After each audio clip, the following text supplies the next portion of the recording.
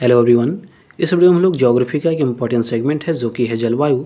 तो इस जलवायु सेगमेंट के अंतर्गत हम लोग मानसून और वर्षा से संबंधित जितने भी इम्पॉर्टेंट क्वेश्चन दिए गए हैं उन सारे क्वेश्चन को हम लोग इस वीडियो में कंप्लीट करने वाले हैं।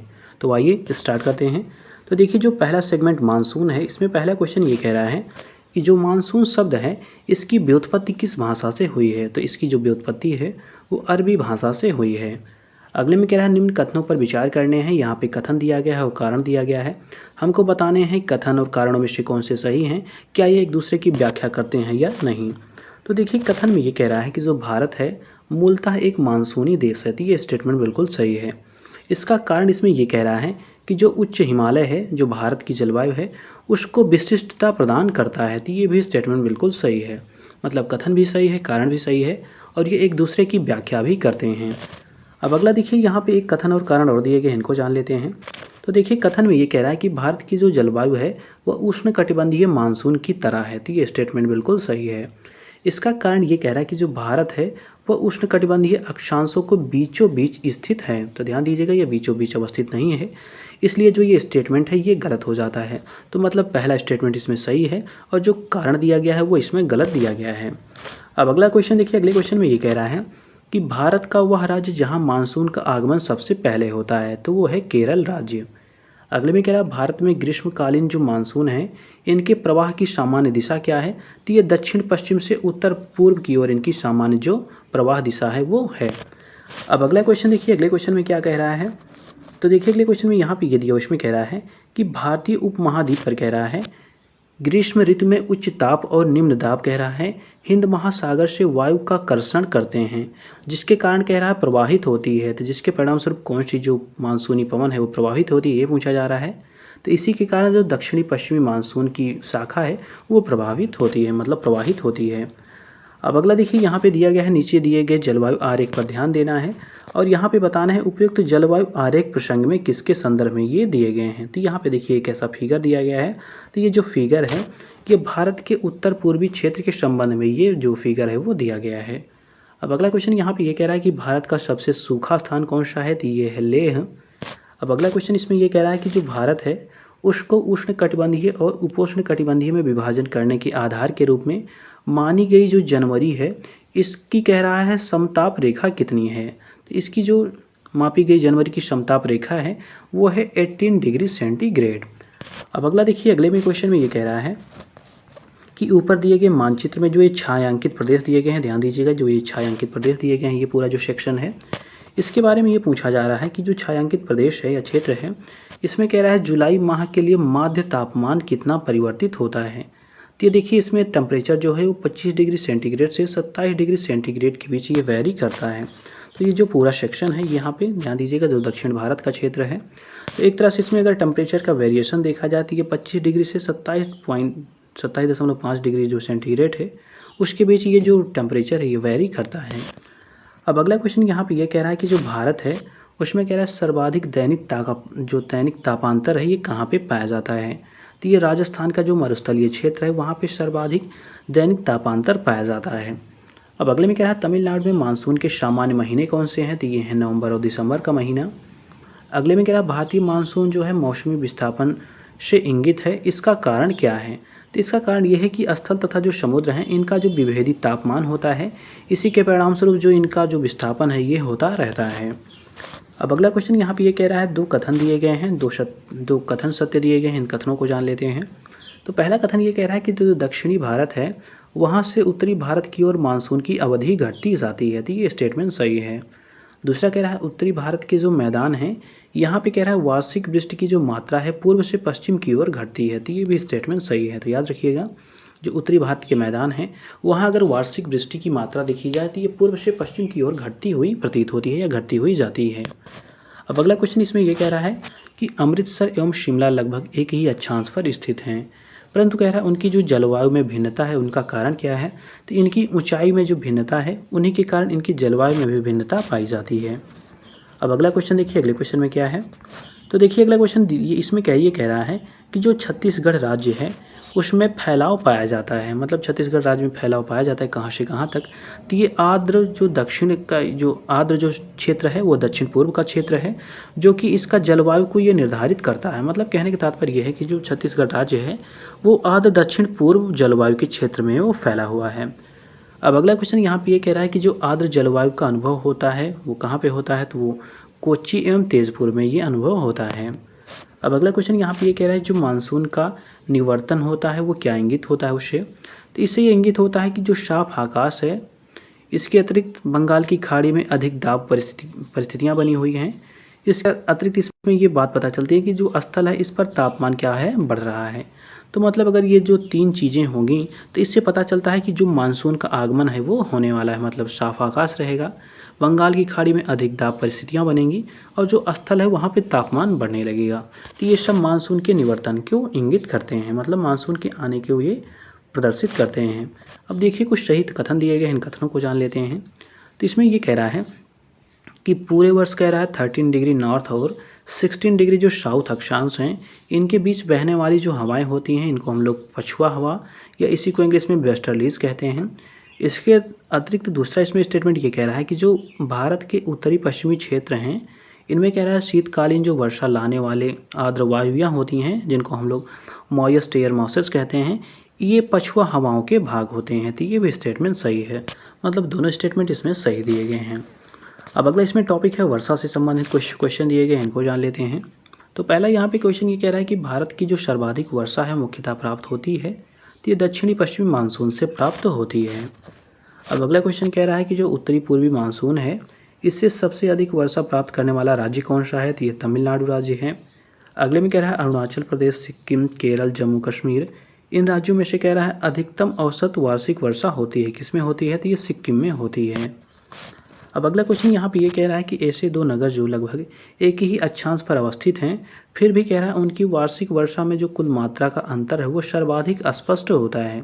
तो ये है अजमेर और शिलांग, मतलब जो अजमेर और शिलांग हैं ये तो कह रहा है एक ही अक्षांश पर स्थित हैं, फिर भी इनमें कह रहा है जो वार्षिक वर्षा है उनमें काफ़ी अंतर पाया जाता है। अब अगला क्वेश्चन यहाँ पे ये कह रहा है कि एक मौसम विज्ञान केंद्र का जो औसत वार्षिक तापमान है ये 26 डिग्री सेल्सियस है। इसकी कह रहा है औसत वार्षिक वर्षा 63 सेंटीमीटर है और इसके तापमान का वार्षिक जो परिसर है वो 9 डिग्री सेल्सियस है। ये किसको संदर्भित करता है, मतलब ये किस केंद्र को संदर्भित करता है, तो ये चेन्नई जो केंद्र है उसको संदर्भित करता है। अब अगले में कह रहा है भारतीय नगरों में पटना है, कोच्चि है, कोलकाता है, दिल्ली है। इनमें से कह रहा है सामान्य वर्षा का सही अवरोही क्रम कौन सा है, तो देखिए कोच्चि है, फिर कोलकाता है, फिर पटना है, फिर दिल्ली है। तो ये इसका अवरोही क्रम है। अब अगले में कह रहा है आम्र वर्षा जिसको हम लोग मैंगो शॉवर कहते हैं, ये किससे संबंधित है, तो ये आम की फसल से संबंधित है। अगले में कह रहा है भारत में सबसे कम वर्षा वाला स्थान कौन सा है, तो ये लेह है। अब अगला क्वेश्चन यहाँ पे ये कह रहा है कि दक्षिण पश्चिम मानसून काल में कोलकाता, मंगलौर, चेन्नई और दिल्ली में से सबसे कम वर्षा कहाँ पे होती है, तो ये चेन्नई में होती है। अगले में कह रहा है चेरापूंजी कहाँ पे अवस्थित है, तो ये मेघालय राज्य में अवस्थित है। अगला क्वेश्चन ये कह रहा है कि भारतवर्ष में सर्वाधिक वर्षा वाला क्षेत्र कौन सा है, तो ये पश्चिमी घाट है, हिमालय का क्षेत्र है तथा जो मेघालय क्षेत्र है वो भारत में सर्वाधिक वर्षा वाले क्षेत्र हैं। अब अगला क्वेश्चन यहाँ पे ये कह रहा है कि भारत में वर्षा का आधिक्य होते हुए भी यह देश प्यासी धरती समझा जाता है, इसका कारण क्या है। तो देखिए यहाँ पे वर्षा एग्जैक्टली काफ़ी ज़्यादा होती है, तो फिर भी कह रहा है कि ये जो देश है वो प्यासी धरती का देश समझा जाता है, ऐसा क्यों है। तो इसके पीछे कारण यह है कि जो वर्षा का पानी होता है वो तेज़ी से बहता हुआ चला जाता है। इसके अतिरिक्त कह रहा है कि जो वर्षा का जल है वो शीघ्रता से भाप बनकर भी उड़ जाता है। इसके अतिरिक्त वर्षा का जो कुछ थोड़े महीने में ही जोर से होना होता है, मतलब कहने का तात्पर्य यह है कि इसके 3 रीज़न हैं। पहला तो ये कह रहा है कि जो वर्षा होती भी उसका जो वाटर होता है या जल होता है सो वो काफ़ी तीव्रता से बहते हुए सागर में चला जाता है। दूसरा ये कह रहा है कि यहाँ के टेम्परेचर भी काफ़ी ज़्यादा होता है, जो वाटर रहता भी है वो भी वाष्प बनकर उड़ जाता है, कुछ ज़्यादा इसमें मात्रा चली जाती है। थर्ड रीज़न इसमें ये कह रहा है कि वर्षा जो होती है कुछ ही महीने में ज़ोर से होती है, मतलब जो कुछ साल के मौसम हैं कुछ महीने हैं जिनमें ही वर्षा तेज़ से होती है, बाकी के मौसम में वर्षा नहीं होती। तो इसलिए माना जाता है कि जो ये अपना देश है ये प्यासी धरती का देश समझा जाता है। अब अगला यहाँ पे क्वेश्चन ये कह रहा है कि वह जल प्रबंधन युक्ति कह रहा है जो भारत में लागत का अधिकतम लाभ देने वाली है, वो कौन सा है, तो है वर्षा के जल का संचयन। अगले में कह रहा है भारत में औसत 200 मिलीमीटर वर्षा कहाँ पे होती है, तो जम्मू और कश्मीर में होती है।